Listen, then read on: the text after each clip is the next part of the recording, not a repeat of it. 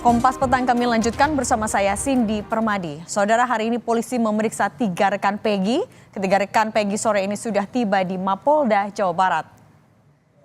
3 saksi itu adalah Suharsono alias Bondol, rekan kerja Peggy, Sandi Ibnu Zalil, sepupu Peggy yang juga rekan kerja Peggy, dan Suparman, paman Peggy sekaligus rekan kerja.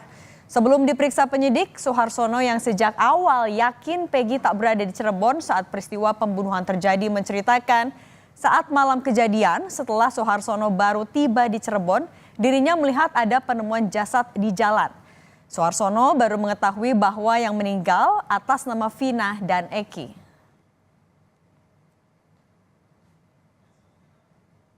Kejadian saya tuh pulang tuh sekitar jam 11 kurang atau lebihnya lah, turun di jalan tol naik mobil Godwill, turun jalan kaki di atas lihat ada orang di jembatan Talun itu, di atas pepornya. Saya lihat sebentar, sampai sih langsung pulang lagi, udah gitu. Tapi pada saat itu memang sedang ada seperti pembegalan atau kejadian kriminalitas seperti itu. Ya, Pak Bondol. enggak, itu kayaknya sih kecelakaan.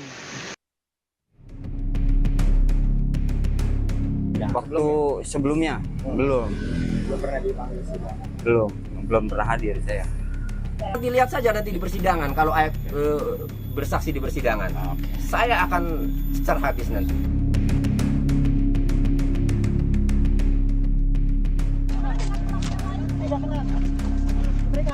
Tertangkapnya Peggy Setiawan yang disebut polisi sebagai buron satu-satunya dan terakhir justru membuat kasus pembunuhan Vina Cirebon makin rumit. Satu saksi dan saksi lain mulai bicara memberi informasi yang bertolak belakang dengan kesaksian sejumlah orang yang mengaku sebagai saksi kunci, seperti Aep. Salah satunya warga yang tinggal di sekitar lokasi kejadian pembunuhan Vina dan Eki, Samsuri. Samsuri membantah pernyataan Aep yang menyebut melihat ada warung tempat berkumpulnya anak-anak motor di depan tempat cucian mobil Aep bekerja pada tahun 2016. Sementara Aep menyebut melihat narapidana termasuk Peggy berkumpul sebelum Vina dan Eki dibunuh. Kalau sepengetahuan saya, waktu 2016 itu posisi keadaan lokasi jalan ini sepi, Mas. Nggak kayak ini sekarang ini ramai, sepi itu. Warung adanya di perapatan Man Madura itu. Kalau yang lainnya ada parewe paling jam 7, jam 8 malam udah tutup. Nah, lokasi depan bengkelnya pencucian AF itu nggak ada warung sama sekali. Nggak ada warung rokok ya? Iya, nggak. Dan nggak buka sampai malam ya? Nggak ada, bukannya nggak buka, di sini nggak ada. Nggak ada sebatas teman, nggak ada. Saya tahu aja itu anak-anak sering nongkrong di sana di depan bengkel saya. Oh, emang ada tongkrongan? Iya, di situ. Kan pas kejadian itu anak-anak lagi pada kumpul di situ. Saudara Peggy itu nggak ada ya waktu penangkapan itu. Tapi waktu pas kejadian itu ada. Kesaksian Aep yang melihat Peggy berada di lokasi kejadian juga dipertanyakan kuasa hukum teman Peggy. Kuasa hukum mempertanyakan keberadaan Aep di lokasi kejadian hingga bisa menceritakan secara detail kronologi awal mula pengejaran yang berujung pembunuhan Vina dan Eki. Dalam peristiwa itu ada mukanya Peggy. Dari mana dia memastikan? Jarak 100 meter, malam pula, kan itu. Nggak mengenal. Makanya saya khawatir, saya curiga Aep itu dimintai keterangan setelah Peggy ditangkap. Kemudian keterangannya itu dicocok-cocokkan. Saya khawatir ya. Orang ini ya saya mengenalinya, cuman saya tidak tahu namanya. Gitu. Terus motornya apakah tahu motornya? Saya sebutkan, ya saya tahu motornya apa, Smash gitu saya. Smash warna pink gitu saya. Dari tampilan Google Street View yang kami ambil pada tahun 2015 hingga 2017 yang disebut saksi kunci sebagai lokasi awal mula pengejaran Vina dan Eki, dari peta yang didapat di depan tempat cuci mobil saksi kunci bekerja, terdapat beberapa warung semi permanen. Namun sejumlah warga sekitar mempertanyakan kesaksian Aep karena suasana di sepanjang jalur ini cenderung sepi pada malam hari dan jarang digunakan sebagai tempat berkumpul pada malam hari.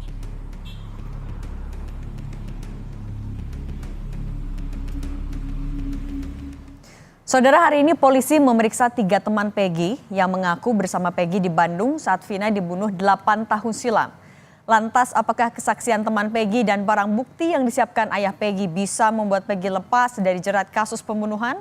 Kami bahas bersama ahli hukum pidana Universitas Pelita Harapan, Jamin Ginting, dan juga telah bergabung bersama kami warga Cirebon, Samsuri, yang ragu akan kesaksian Aep yang disebut sebagai saksi kunci di kasus Vina. Kita mau ke Pak Samsuri dulu. Pak Samsuri, selamat sore. Selamat sore, Mbak. Pak Samsuri, apa yang Anda ragukan dari pernyataan saksi kunci Aep, Pak?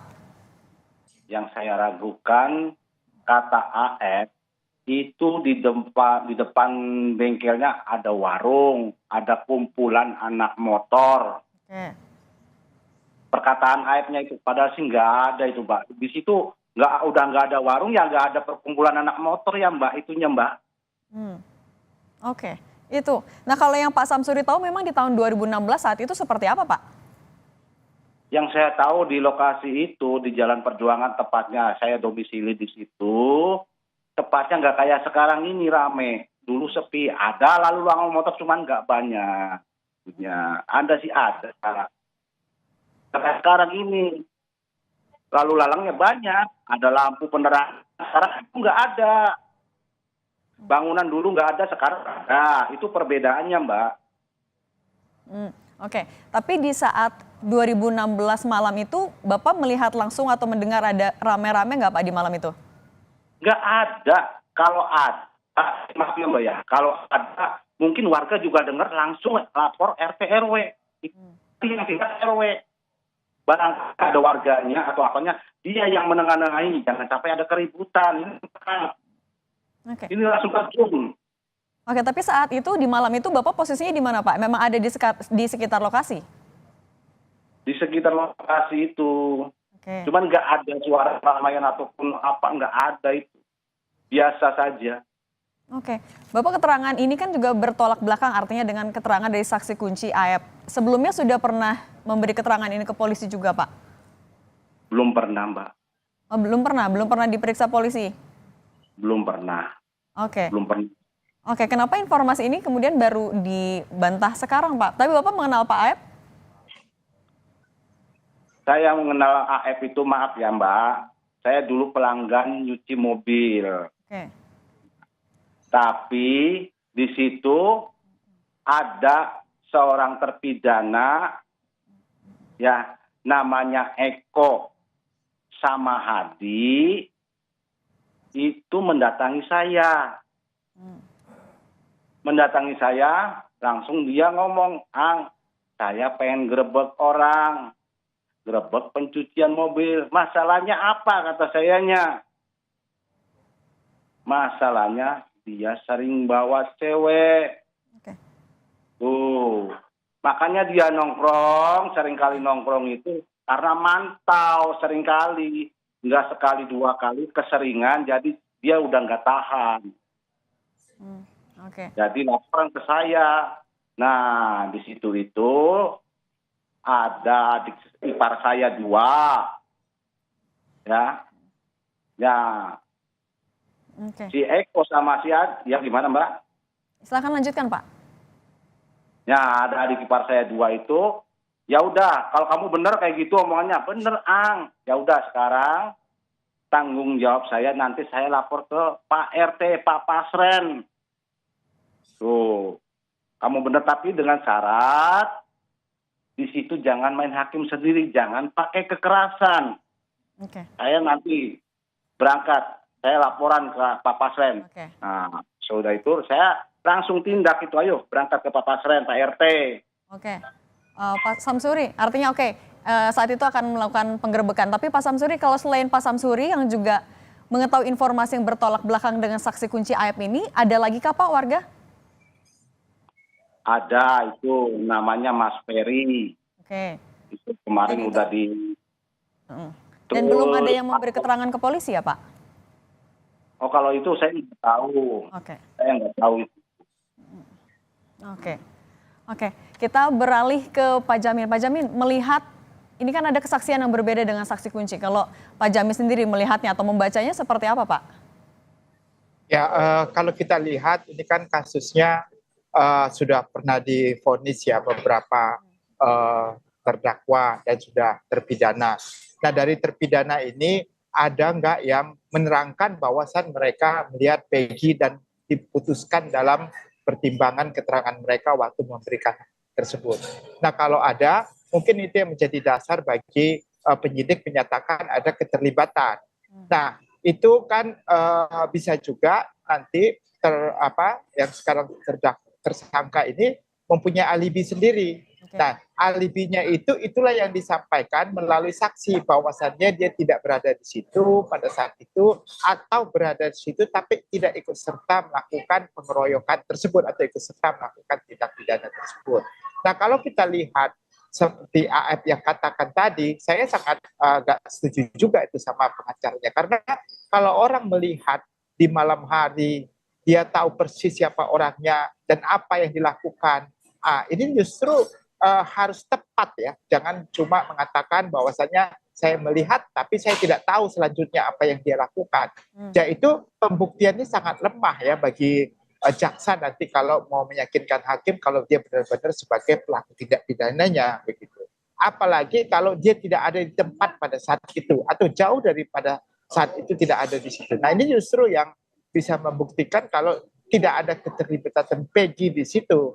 Nah, inilah yang harus diperdebatkan nanti bagi penyidik untuk bisa membuktikan kebenaran faktanya. Saya kira dengan dalam waktu yang sudah 8 tahun dan hampir 9 tahun ini, agak sulit saya kira ya untuk bisa menentukan kebenaran fakta orang-orang yang akan diperiksa sekarang. Mungkin mereka sudah lupa, bahkan TKP-nya sudah rusak, atau tempat terjadi perkaranya, rekonstruksinya juga sudah sangat sulit ya untuk bisa melibatkan PG dalam perkara ini begitu. Oke, Pak Jamin, kan tadi ada informasi juga dari Pak Samsuri yang kemudian bertolak belakang dengan saksi kunci, dengan Ayap. Apakah kemudian keterangan dari Pak Samsuri, kemudian beberapa warga lain yang bertolak belakang ini akan bisa mempengaruhi arah penyidikan ke depannya juga, Pak? Harusnya penyidik melihat ini sebelum dia menetapkan sebagai tersangka, makanya dia harus punya 2 alat bukti permulaan. Dari alat bukti permulaan itu apa? Apakah itu didasarkan kepada keterangan terpidana sebelumnya dalam putusan pengadilan yang mengatakan mereka melihat Peggy atau tidak ada sama sekali? Kalau tidak ada sama sekali dalam semua 8 terdakwa tersebut melihat Peggy melakukan itu, sangat lemah ya saya kira. Dasarnya apa? Kalau cuma keterangan AF saja, ini sangat lemah. Apalagi dibantah dengan keterangan 2 saksi yang akan dihadirkan oleh Peggy yang menyatakan bahwasanya Peggy itu tidak ada di situ, tidak ikut serta melakukan suatu perbuatan. Nah, ini sangat lemah ya mengikut sertakan Peggy. Jangan sampai karena kasus ini viral dengan film dan segala macam itu akhirnya dipaksakan ya, terkesan dipaksakan untuk ada orang yang harus bertanggung jawab. Saya kira nggak etis lah seperti itu ya. Harusnya benar-benar dilihat berdasarkan bukti yang sah, berdasarkan alat bukti putusan pengadilan, dan keterangan saksi memang dialah orang sebagai diduga melakukan tindak pidana begitu. Oke, Pak Jamin, kan sejauh ini juga ditunjukkan oleh polisi barang bukti terkait Peggy baru terkait misalnya kayak ijazah atau administrasi. Apakah Anda juga melihat sebenarnya ini bentuk dipaksakan oleh polisi? Saya kira kalau dalam pembuktian pidana itu ya, alat bukti yang paling menentukan itu adalah keterangan saksi. Saksi yang melihat sendiri, mengalami sendiri, dan saksi yang mendengarkan kejadian sendiri. Kalau ijazah itu apa ya? Surat, tapi suratnya kan nggak punya kaitan langsung dari perbuatannya. Jadi keterangan saksi yang tidak relevan dengan bukti surat itu diabaikan. Jadi saksi itu ataupun alat bukti lain nggak boleh berdiri sendiri-sendiri. Kalau berdiri sendiri-sendiri itu nggak ada yang namanya hubungan langsung ya, tidak merupakan suatu hubungan sebab akibat, nggak punya beban pembuktian sah. Jadi surat itu nggak punya arti apa-apa menurut saya. Oke, Pak Samsuri, saya mau balik lagi ke Pak Samsuri. Pak Samsuri, kalau Pak Samsuri? Iya, Mbak. Oke, Pak Samsuri, kalau dari informasi atau yang Anda ketahui di daerah lokasi dekat tempat kejadian perkara, apa betul Pak memang sering ada 8 narapidana itu kumpul-kumpul termasuk Peggy? Kalau kumpul-kumpul, ya sore itu, cuman nggak ada Peggy di situnya. Kumpul-kumpul, kita orang kampung di situ juga, Mbak. Yang kayak semacam itu, yang sekarang terpidana itu.